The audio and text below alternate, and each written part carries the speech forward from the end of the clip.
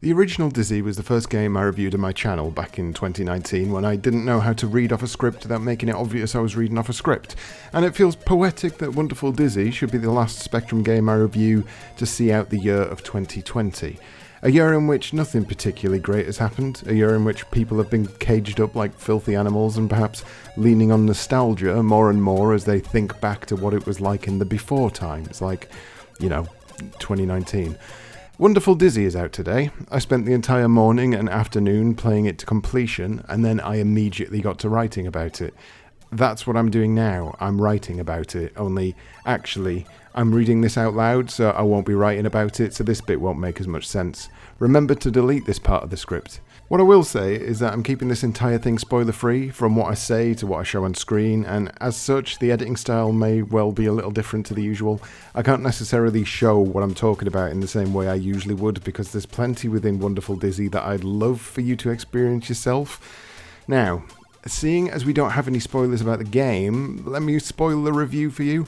I really like this game. It may quite possibly be my favourite Dizzy game, but at the very least it's on par with Fantasy and Magic Land if we're being respective of their time periods. It doesn't attempt to break the mould, it doesn't add layers on which aren't required. This is a Dizzy game from start to finish, and it shows a level of polish and detail that make the Spectrum absolutely sing. But before I start talking about the good things, I want to get some criticisms out of the way, because I've always got bloody criticisms, because I can never just be happy with things because I'm a miserable get.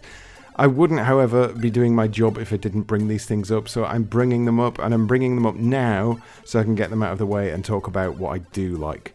So, criticisms, there are two.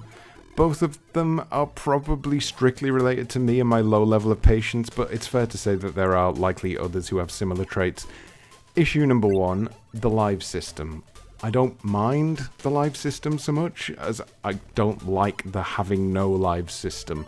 Starting from scratch when you've lost all your lives is just not something I have the energy to withstand, because at its heart, Dizzy is a puzzle game, and a strict puzzle game, one with parts that are rigidly structured and therefore each playthrough is exactly the same.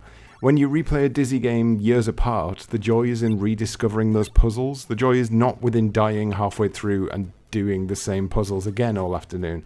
There's no fun in that repetition, certainly not for me. There's only frustration. There are a number of instant kill areas, though nothing so harsh as Treasure Island, Dizzy's man traps or underwater areas, but they're there, and one accidental button press will see you drop one of your precious 3 lives. Outside those instant kills, you thankfully have an energy system which has returned from the later Dizzy series that can be refilled using the various fruit you'll find lying around, but these are in finite number, and some enemy patterns can be tricky to deal with, especially when you're also trying to make your way across platforming sections. The fear of having to restart can lead you to being too afraid to try certain things. You may not want to jump off screen for fear of falling to your death, for instance, or you may not want to get too close to a dragon in case he shoots a fireball in your face, even though you're holding the item that may or may not allow you to get past him. It puts a barrier of frustration in front of you that perhaps didn't need to be there. I'm fine with the live system in theory, just not the punishing game over scenario. With that being said, I used save states at specific checkpoints as I was playing through, and it completely removed the issue for me. Even with those save states, however, I completed the game on my last life with pretty much 1 hit left on my health bar. The game is not a pushover. Lastly, backtracking, or rather, the inevitability of backtracking. This was always true of any Dizzy game. Backtracking is part and parcel of a game like this, but with Wonderful Dizzy being as big as it is, and with some areas featuring nothing but scenery, I spent a good portion of time toward the end of the game holding down left or right and checking Twitter on my phone. You can almost guarantee that when you pick up an item, the place you need to use it is on the opposite end of the map. So, here, let me backtrack. I've laid out my issues with the game, so let me go over what I like about it. Pretty much everything else. The graphics and animation, as I'm sure you'll no doubt be aware from the footage, is absolutely impeccable. Truly one of the nicest looking Spectrum games I've ever come across, with a depth to the environments that reminds me of why I loved Dizzy games as a kid. That sense of being able to explore a vast open area. They've taken a relatively small world and made it feel enormous. And in terms of Dizzy games, it is pretty enormous, but there's so much variety in the places you travel through, and you'll have mapped it all out in your head within an hour tops. There was never a single point where I couldn't remember how to get back to something I'd previously seen. The layout of the world just makes sense. And what a world. Based on the Wizard of Oz storyline, the theme drips from each of the set pieces, be it the characters, the enemies, or the puzzles themselves.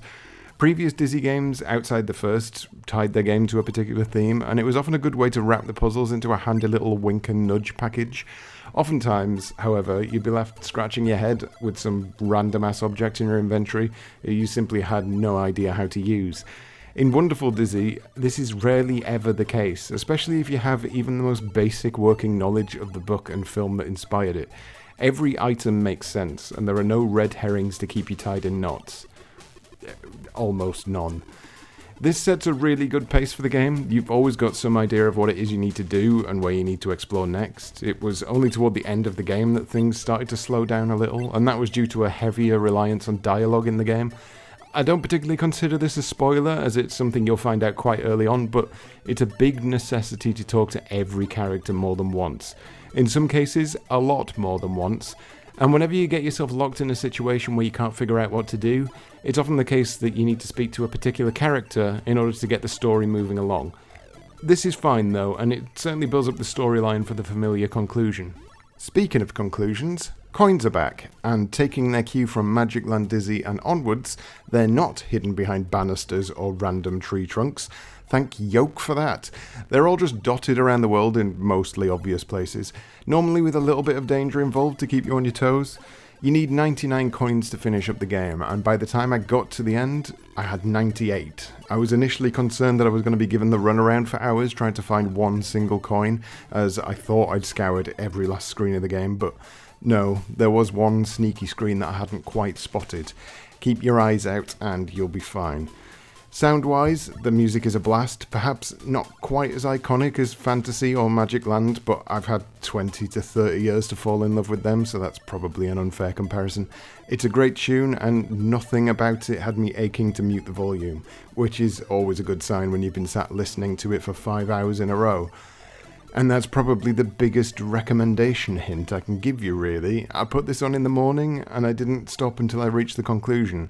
I may have had to play the game my way and remove the brick wall provided by the game over screen, but I loved every second of it. And if you've any fondness for Fantasy or Magic Land Dizzy, I can pretty much guarantee you'll feel the same. Dizzy may feel heavier and more polished, and you might even have a cute sitting animation that's just absolutely adorable, but he's still the same old Dizzy. For better, not for worse.